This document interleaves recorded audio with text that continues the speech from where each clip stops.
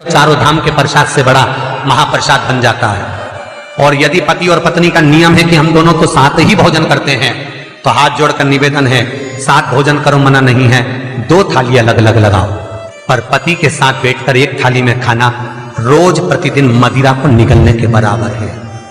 मदिरा को कई लोग कहते हैं एक ही थाली में भोजन करो तो प्रेम बढ़ता है, प्रेम बढ़ता है। शिव महापुराण की कथा कहती है पति और पत्नी अगर एक ही थाली में भोजन करते हैं, एक ही थाली में अगर पति और पत्नी भोजन करते हैं तो उस घर की दशा देखिएगा। उस घर के बच्चे कभी भी विद्या में उत्तम नहीं निकल सकते, उस घर के बच्चे कभी भी सत्मार्गी नहीं निकल सकते, मार्ग से विचलित ही निकलेंगे, क्योंकि मदिरा के नशे में पैदा हुए हैं। तो सुन अर्जुन सुन, यदि बेटी कुंवारी है और बाप के साथ में बैठकर भोजन करती है तो उस बाप की कभी अकाल मौत नहीं होती है, क्योंकि बेटी बाप के काल का हरण कर लेती है। बेटी कुंवारी है, बेटी की शादी हो जाए जब भले वो पिता के साथ भोजन ना करे क्योंकि गोत्र बदल गया, पर बेटी जब तक कुंवारी है बाप के साथ बैठकर भोजन करेगी तो बाप के काल को हरण कर लेती है। ये उसी तरह जैसे एक गाय ब्याह गई हो और एक गाय कुंवारी हो। महाराज, ब्याही हुई गाय का गोबर से लीपने से ज्यादा फलदायी होता है कुंवारी गाय का गोबर से लीपना, वो ज्यादा फलदायी होता है बछिया के गोबर से लीपना, कुंवारी गाय के गोबर से जो ब्याही ना हो। कितना कितना शास्त्र प्रमाण देता है महाराज। कई लोग दुखी भी हो रहे होंगे आज हमारी कथा सुनकर कि भगवान गुरुजी आपने कह दिया कि एक थाली में भोजन मत करो और हम तो इतने साल से करते हुए आ रहे हैं और अलग अलग करेंगे और ऐसा और वैसा। कई लोग तो चैनल ही बंद। शिव महापुराण की कथा कहती है यदि आप भगवान विष्णु के मंदिर गए हो, सत्यनारायण भगवान के मंदिर गए हो, राम मंदिर गए हो, कृष्ण मंदिर गए हो, दत्त मंदिर गए हो, किसी भी देवता के मंदिर में जाते हो, वहां का प्रसाद आप 15 दिन 20 दिन तक रख सकते हो, पर शंकर का प्रसाद रात भर नहीं रखाता। क्यों? क्योंकि शंकर का प्रसाद एक दोपहर संध्या तक आपका है, रात्रि को 9:15 तक शंकर का प्रसाद आपका है साहब। शंकर भगवान ने जब 12 की रचना करी थी, घड़ी की रचना भगवान शंकर ने करी, तिथि और समय की रचना भगवान शंकर ने करी।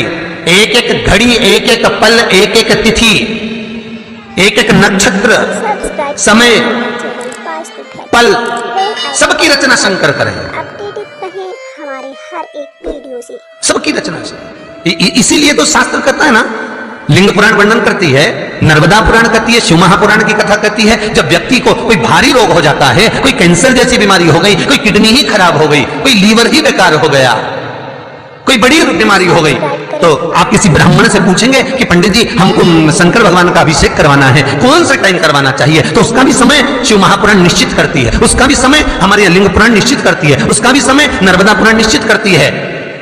तो कौमार खंड के अंदर शिव महापुराण के वर्णन करा गया कि 9:15 रात्रि को कोई बीमार व्यक्ति का यदि उसके हाथ से अभिषेक प्रारंभ कराया जाए या उसके ही कुल का, उसके ही गोत्र का व्यक्ति शंकर का अभिषेक करता है और शंकर के नाम का स्मरण करता है, तो वो अभिषेक तो करे, साथ में जो मनोरथी है, यजमान है, वो महामृत्युंजय मंत्र का जाप करे, तो कहते हैं रोग समाप्ति की ओर आना प्रारंभ हो जाता है। रोग समाप्ति की ओर आना,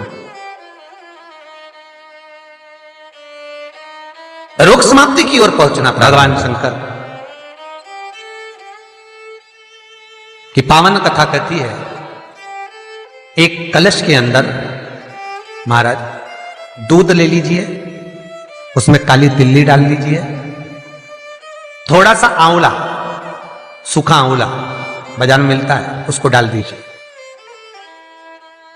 बाजार में अगर गीला बीला मिल जाए, बीला का फल, बेलपत्री में जो फल लगते हैं, बीला का गुर्दा, बीले के अंदर का भाग, अगर बीला नहीं मिले तो बाजार में सूखा बीला मिलता है, उसको पानी में गला लो, गला कर उसको पीस लो, पीस कर उसका उपटन बना लो, पीस के उसको कटोरी में ले लो, उस उपटन को, जल के पात्र को, जो व्यक्ति घर में बीमार रहता हो या जिसको बुखार ज्यादा चढ़ रहा हो, उतर नहीं रहा हो, निमोनिया जैसी बीमारी हो, बड़ी से बड़ी बीमारी भी अगर आपको घेरी हुई है, तो आप अपने हृदय चित्त से स्पर्श कराकर, कोई पलंग पर पड़ा हो तो उसका हाथ का स्पर्श करा, जो स्वस्थ है उसके ऊपर से उतार कर भगवान शंकर को ले जाकर वो बीले का उपटन शिवलिंग पर लगा दे, और जो जल है वो शंकर जी को समर्पित करें।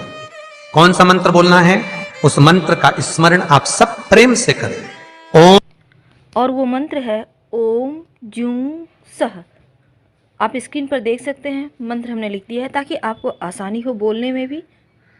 ओम जूं सह, इस मंत्र का जप करने से स्वास्थ्य की हर समस्या समाप्त हो जाती है और व्यक्ति निरोग हो जाता है। ओम जूं सह, इस मंत्र का जाप करते हुए जो दूध चढ़ा देता है उपटन लगाकर, उसकी बीमारी, उसका रोग समाप्त हो जाता है। बहुत ध्यान देना, उसी चढ़ाए हुए जल को, दूध को, उस उपटन के भाग को थोड़ा सा ले आइए। जिस बच्चे को निमोनिया की बीमारी है, जिसका बुखार नहीं उतर रहा हो, उसके मस्तक पर लेपन कर दीजिए, हृदय चित्त पर लगा दीजिए महाराज। उसके बाद में उस बच्चे को वस्त्र से, गीले वस्त्र से पोंछ दीजिए, उस वस्त्र को झटकार दीजिए, बच्चे का बुखार 10 मिनट के अंदर उतर जाएगा। ये कभी भी कर सकते हो, ऐसा कोई दिन निश्चित नहीं है, कोई तिथि निश्चित नहीं है। जब बुखार आए, जब स्वास्थ्य ज्यादा गड़बड़ हो जाए, तब करिए। मंत्र का जाप करते हुए ओम हूम ओम जूम सह, इस मंत्र का बस स्मरण करना है। ओम जूम सह मंत्र का स्मरण करिए और शिव की आराधना करिए। ये वो औषधि है जो सती माता ने भगवान शंकर से विवाह के प्रथम में प्राप्त करी है। यदि कहीं से 5 मुखी रुद्राक्ष मिल जाए और 5 मुखी रुद्राक्ष को तांबे के कलश में जल भरकर उसमें डाल दो, किसी चम्मच से उस रुद्राक्ष को निकाल लो आधे घंटे डालने के बाद। महाराज, शमी का एक पत्ता, शमी पत्र,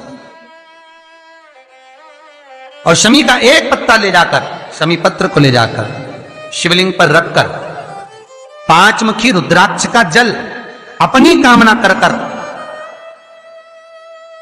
अपनी मन की कामना कर कर, सोमवार के दिन जो व्यक्ति समर्पित कर देता है, उसकी मनोकामना भोलेनाथ 3 महीने में पूरी कर देते हैं। शमी पत्र समर्पित कर कर 5 मुखी रुद्राक्ष का जल, मनोकामना। और एक बहुत सुंदर बात वर्णन करूंगा। रुद्राक्ष को सिद्ध करने का तरीका है शंकर के शिवलिंग पर रखकर उसका अभिषेक करना और फिर उसको धारण करना। कई लोग पूछते हैं रुद्राक्ष पहनने का तरीका क्या है? शिव को समर्पित कर कर मंत्र का जाप, आपको मंत्र बताएं, उसका स्मरण कर कर फिर अभिषेक पूजन कर कर फिर धारण। एक छेदित रुद्राक्ष होता है जिसमें छेद होता है या छेद करा जाता है। एक बिना छेद का रुद्राक्ष होता है जिसमें छेद नहीं होता। जिस रुद्राक्ष में छेद नहीं होता वो कार्य में